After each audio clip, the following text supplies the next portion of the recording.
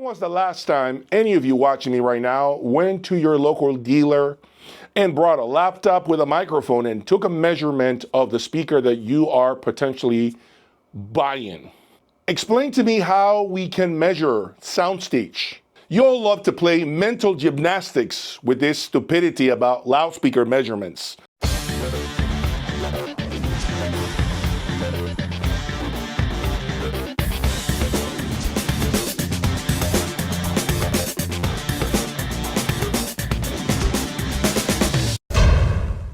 Well, here it is. PS Audio FR5's my unbiased review on this $3,500 loudspeaker. $3,500 without the stands and $4,000 with the stands. But before I get started, I gotta get a few things off my chest. There has been a lot of conversation with regards to loudspeaker measurements, the importance of a perfect measuring loudspeaker. Many channels out there are always posting measurements, loudspeaker measurements, and I have a problem with that mentality, and let me explain to you why. When was the last time any of you watching me right now went to your local dealer and brought a laptop with a microphone and took a measurement of the speaker that you are potentially buying? None of you get out there to buy a speaker and buy it based on how well it measures. I'll ask you another question. Explain to me how we can measure soundstage. Explain to me how you can measure musicality from a loudspeaker by using a microphone. What about imaging? Explain it to me. What about soundstage depth? Once again, I'm waiting for you. Go ahead, I'll sit here and wait for you. You all love to play mental gymnastics with this stupidity about loudspeaker measurements. You know what I trust when it comes to measurements? Right here. Right here. This is what I trust. My God-given instruments to really assess the performance of a loudspeaker and to understand whether the speaker in front of me is vibing with me or not, if I actually connect with what I'm hearing. It ain't done through a laptop with a stupid microphone. That doesn't tell me if I'm gonna really be vibing with a loudspeaker. You wanna know something? If I want a ruler flat, perfect measuring loudspeaker, then I'll just buy this, a Magical Q7, right? At 750 pounds, this is my best business partner today.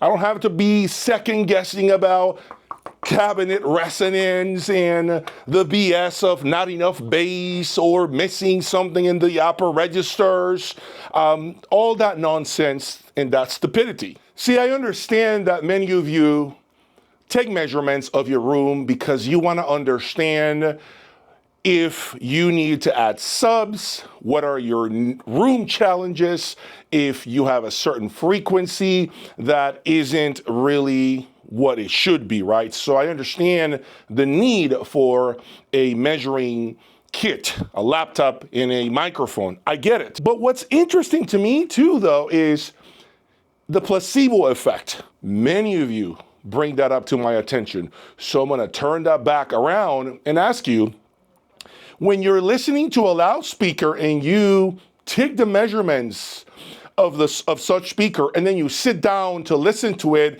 now you're like, oh, I can definitely hear now, it makes sense what the measurements were telling me because I see that dip at the 35 hertz frequency or the 2.1 kilohertz frequency, so now I can hear it on the speaker. Bullshit. Bullshit. Okay? If you have the ability to detect what frequency isn't sounding correct just with your bare ears, you need to be working for the government. You need to be quitting your job and finding a job with the federal government or NASA or somewhere, okay? Because you are not normal. No one can detect what frequency is missing by just listening to something, okay? You don't have a microphone built in. You don't. But when you're taking a measurement of a speaker and then you sit down to listen to the speaker, you already have the placebo effect. Now you can come back and say, well, now I understand why the mid-range isn't as good because the graph just told me that I have a problem by -3 decibels on the mid-range frequency range. Again, placebo, folks. Now, once again, stop playing mental gymnastics with yourself, okay? Trust your ears to determine whether you like a speaker or not. Stop looking at the microphone measurements and all that nonsense. Use that when you're trying to supplement perhaps bass in the room, when you have problems with the bass. Don't use that for the mid-range and for the high frequency and all of that crap. It's dumb, folks, okay? Some of the best sounding speakers probably don't measure really well, but guess what? They touch you in the heart. Anyway, with that out the way, I'm going to start this video very differently, and I'm going to start talking about the cons of this loudspeaker. Con number one, and that is the inefficiency of this speaker. Yes, this speaker is highly inefficient. I remember using my Magical Q7s with my Griffin Commander right here, and the volume level that I need to bring these up to is approximately 50, as opposed to my Magical Q7s, which I only needed to bring up the volume to around 40. So it is definitely a very inefficient speaker. In my opinion, you need at least 250 watts, clean watts, in order to get this speaker to wake up. Con number two is, unfortunately, this speaker, although it has good impact, this is not a speaker that will floor you with gut-punching bass, and it shouldn't, given the size of the speaker. Even though it has a passive 6x9 radiator, it isn't going to be a speaker that will blow you away with tremendous bass performance. And by the way, if you were to do this, which is to put the speakers as close as possible to the wall, right? In order to create more bass, guess what you're missing? You're missing the depth that is quite apparent when you put the speakers into the room the way I have displayed them throughout the last few weeks. Okay, so remember, there's always a compromise. You put a speaker close to the wall behind them, yes, you'll gain bass, but you're gonna miss a lot of depth. And to me, depth is a lot more important than bass, because you can always get more bass by adding a sub, which is something that many of you, by the way, commented about. You wanted me to cross over these speakers with my subwoofers, but I declined that because I just don't have the time to fine-tune things in such manner. Another con about this speaker is, unfortunately, the cabinet. Okay, I am not a fan of this material. It feels very plasticky, kind of like a toy, if you will, but I understand.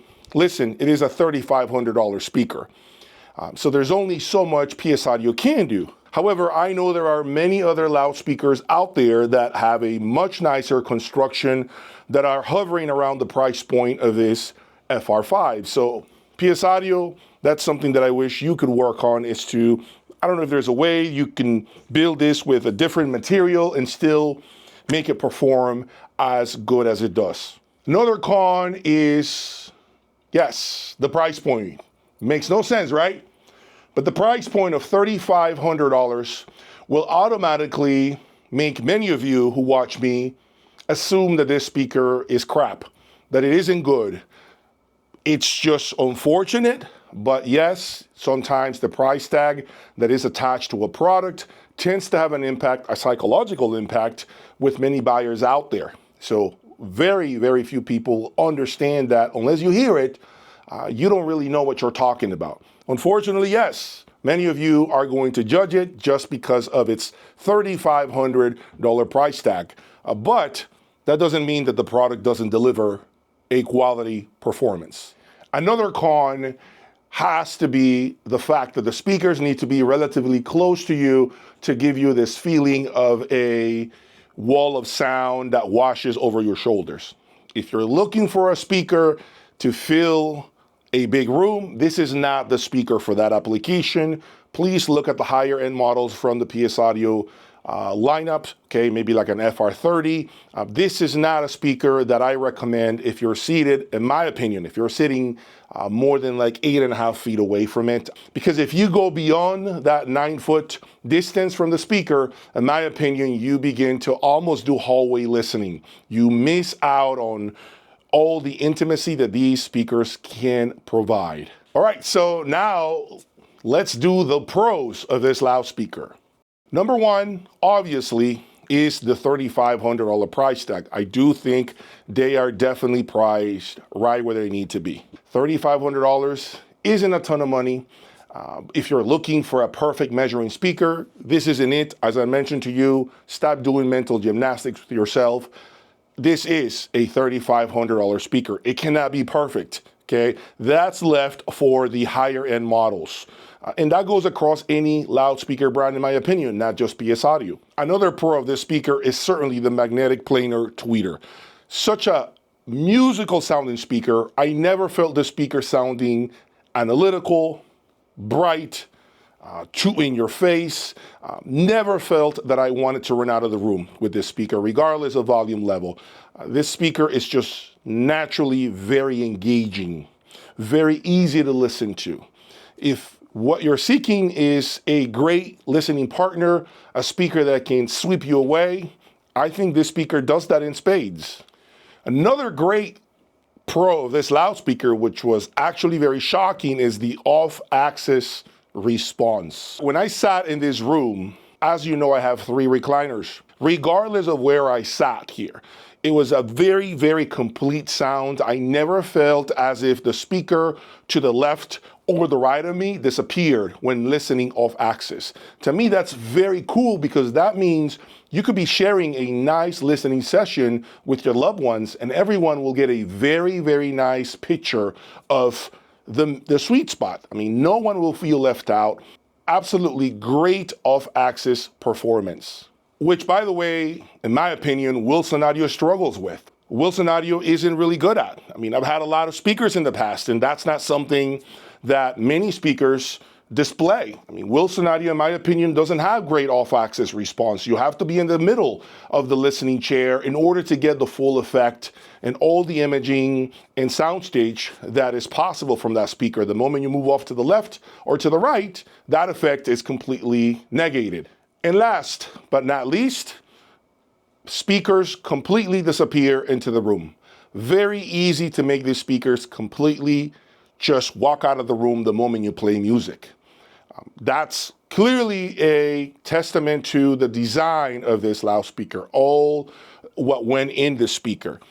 I threw them where I knew they would sound great, and as I got them closer to me, they just completely vanished from the room. But I didn't have to struggle with that. Some other speakers require a lot more tinkering with that, a lot more work, moving them an inch to the left, an inch to the right, an inch forward, an inch backward, in order for them to disappear from the room. Believe it or not, these 20-pound speakers didn't make me struggle one bit. If you're looking for a speaker that doesn't call a lot of attention to itself, if you're looking to not hear any sort of cabinet, which I didn't hear at all, I think this speaker definitely does that. So that brings me to the conclusion of my review of this PS Audio FR5s. Is it Jay's Audio Lab approved? Yes, it is Jay's Audio Lab approved for $3,500. I remember when I started this hobby, I never heard performance of this caliber at this price point 10, 15 years ago. Stand mount speakers or bookshelf speakers, however you want to call them, are really starting to shock me more and more and more. I'm starting to really wonder if there is a need for a 700-pound Magico in my room, or a 600-pound Wilson Audio, or a 600-pound Sonos Faber, because stand mount speakers are just doing some phenomenal things that, quite honestly, I have a hard time picking up from the larger transducers. For example, the pinpoint imaging, this headphone-like effect. These are very attractive qualities for me. So if you have a chance to listen to these, I don't think you're gonna be disappointed. I think you're gonna be quite impressed when you consider what they bring to the table for the money. And there you have it. I delivered on my promise. Thank you for your support. Please don't forget to subscribe and hit the like button. This one came for you. And I plan to do more affordable reviews of components that many of you want me to bring into the lab. You have my word, as long as you're there to support me and continue to follow me. Stay tuned for more, because you're not ready for what's coming next. Peace.